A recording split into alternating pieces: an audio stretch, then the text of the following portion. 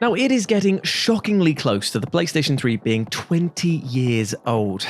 Oh my god, I feel ancient. But while Sony's pricey console got off to a wobbly start, it categorically redeemed itself in the years following its launch with one of the most enviable libraries of any modern gaming system. And in the interest of keeping things, well, interesting, this rundown of the PS3's best games will stick to titles that were exclusive to that console at launch and couldn't be played anywhere else. So with that in mind, let's have a chat. As I'm Jules, this is FGS, and these are the top 10 PS3 games ever. Number 10, Killzone 2. Killzone 2 was a terrific sequel to Guerrilla Games' pretty good FPS original, enough so that folks mostly forgave them for that infamous pre-rendered bullshot trailer that was shown at E3 2005. And while the end product couldn't and didn't live up to that fake trailer, it did nevertheless push the PS3 close to breaking point and remains one of the console's most breathtaking technical showcases. In addition to its first-rate visual fidelity, it also sounds incredible and touts uniquely weighty controls that make you feel the heft of every single movement. Beyond its blisteringly intense campaign, the online multiplayer ranks among some of the PS3's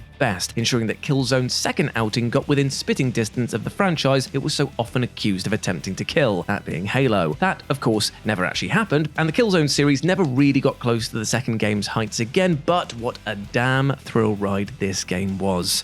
Number 9, Gran Turismo 5. To say that racing fans were thirsty for Gran Turismo 5 is quite the understatement. It finally came out in 2010, some 6 years after the fourth game, and marked the series' full-fat debut on the PS3. Beyond its mind-melting level of technical polish, Gran Turismo 5 was an absolute Goliath of a game content-wise, with 1,000 cars, 29 locations, and 77 different tracks, far eclipsing what any previous entry had offered. GT5 was also the first main game in the series to feature 16-player online multiplayer, ensuring that even once you'd worked through the ludicrous amounts of single-player content on offer, there was plenty keeping you coming back. Whether a casual fan or a die-hard obsessive, this one was tough to put down, and though not quite as well regarded as series king Gran Turismo 3 A-Spec, the fusion of technical mastery with sheer content bombardment makes it an all-time eraser without question. Number 8, Demon's Souls. And the impact that Demon's Souls has had on the modern gaming sphere simply cannot be overstated. Without it, we wouldn't have Dark Souls, or likely most of From Software's best games, nor the wider Souls-like genre as a whole. And while there's no denying that the developer has grown considerably since the release of Demon's Souls, it pioneered so much of what they built their house on: tough but fair combat, minimalistic storytelling, peerless world building, and the unique use of asynchronous multiplayer mechanics. Despite its high level of challenge, there was a narcotically addictive quality to the gameplay, which kept most coming back for more and more punishment, as is basically a cornerstone of the From Software business model today. Sure, you're probably best advised to play Bluepoint's 2020 PS5 remake if you're coming into the game for the first time, but back when Demon's Souls landed in 2009, nobody could have anticipated the meteoric influence it would have on the medium as a whole. Number 7, Ni no Kuni: Wrath of the White Witch. Though Ni no Kuni: Wrath of the White Witch is technically based on the Nintendo DS game Ni no Kuni: Dominion of the Dark Djinn, its gameplay and presentation are enhanced enough that it absolutely earns its place on this list. One of the most underappreciated RPGs of the PS3 era, Ni no Kuni basically feels like a Studio Ghibli movie in video game form, by way of stunning animated cutscenes which were literally made by Ghibli, a score from regular Ghibli composer Joe Hisaishi, and an overall style and tone which clearly pays tribute to the studio's back catalogue. It's just a relentlessly charming game with an enormously heartfelt story and terrific combat system, while landing in a spot which can appeal to both players, both young and older. It's just a damn shame that 2018 sequel Ni no Kuni Toonie: Revenant Kingdom was a pretty colossal letdown. Number 6, God of War 3. After God of War 2 was a supersized, seemingly impossibly epic follow-up to its beloved original, it just didn't seem possible for Santa Monica Studio to raise the bar again with the third game, and yet they absolutely did, serving up a masterclass of face-melting action game design that took full advantage of the PS3's beefier specs. As a conclusion to the original Greek trilogy of games, God of War 3 is pretty much perfect. The combat mechanics refined so elegantly to ensure Kratos feels better to control than ever. The threequel is perhaps best remembered, however, for its utterly mesmeric, massive-scale boss fights, which are honestly so gloriously lavish they make most of the boss battles in the last two God of War games seem a bit tame by comparison.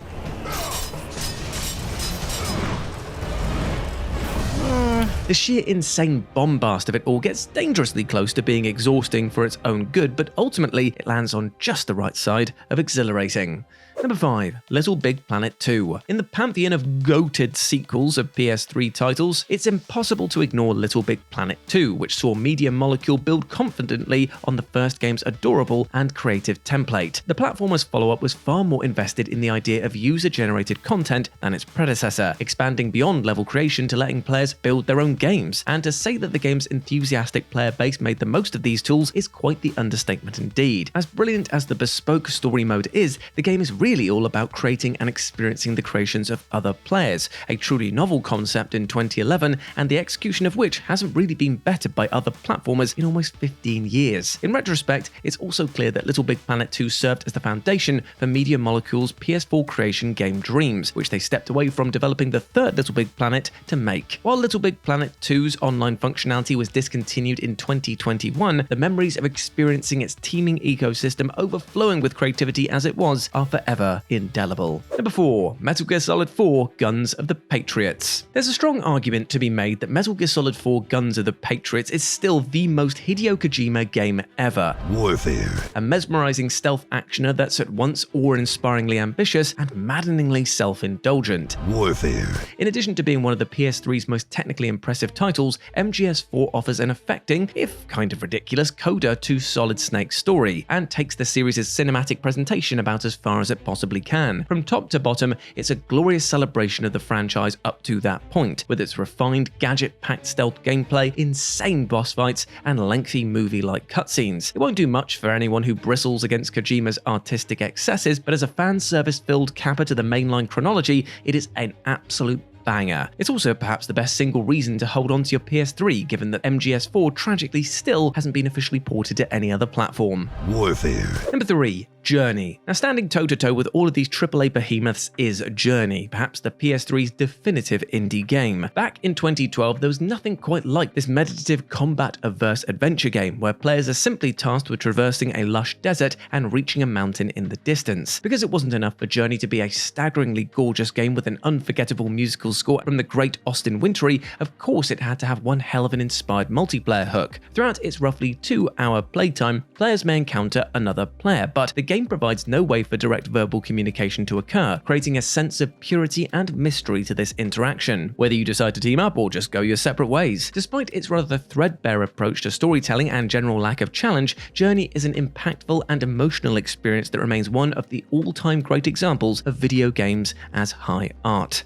Number 2. Uncharted 2 Among Thieves. The first Uncharted game was aggressively okay and kind of felt like a rough sketch of a concept, but just had so much more potential to deliver upon, and Uncharted 2 Among Thieves absolutely was that potential fully realized. One of the most improved gaming sequels ever, Uncharted 2 won up the original in every possible way, while setting the standard for Naughty Dog's cinematic blockbuster games to follow. It goes without saying that players were positively locked in from that mesmerizing opening train sequence, and the game never really lets up throughout. Toning down the exhausting, sloggy gunfights of the first game and massively amping up the charm by introducing fan favourite foil Chloe Fraser, this is an altogether bigger, slicker, and much more fun sequel. Arriving at a time when the Tomb Raider franchise was well and truly on the skids, Uncharted 2 was perfectly positioned to steal its thunder, nailing an exceptional balance of globe-trotting action, puzzle solving, and fun character interactions. Though the third and fourth games marked major technical leaps for the franchise, Uncharted 2 is certainly the most important entry and arguably still the best. And number 1, The Last of Us. But Naughty Dog somehow truly outdid themselves with The Last of Us, an almost peerlessly rich cinematic action game for its era, or really any era. Released at the tail end of the PS3's life cycle, The Last of Us took full advantage of the console's tech to deliver an uncommonly immersive experience that paired first-rate stealth and combat with one of the most emotionally gripping gaming stories ever told. With its bloat-free length, masterful approach to delivering gut-wrenchingly tense set pieces, and achingly human character development, it shouldn't surprise surprise anyone that The Last of Us translated so seamlessly into a live-action TV series. And even though the game was lovingly remade in 2022, nothing can match the initial visceral experience of playing it on the PS3 without knowing what was to come. While its sequel may be one of the most polarizing games of recent years, most everyone agrees that the original is an absolute all-timer. It goes without saying that console mic drops don't get much better than this. And there we go, my friends, those were the top PS3 games ever. Hope you enjoyed that, and let me know what you thought about it down in the comments section below. As always, I've been Jules. You can go follow me over on Instagram and Blue Sky, where I'm at RetroJ, but the O is a 0. Hope to see you over there, my friends, and I hope that you treat yourself well with love and respect, because you deserve the bloody best, alright? Now go out there and smash it, you absolute ledges. As always, I've been Jules. You have been awesome. Never forget that, and I'll speak to you soon. Bye.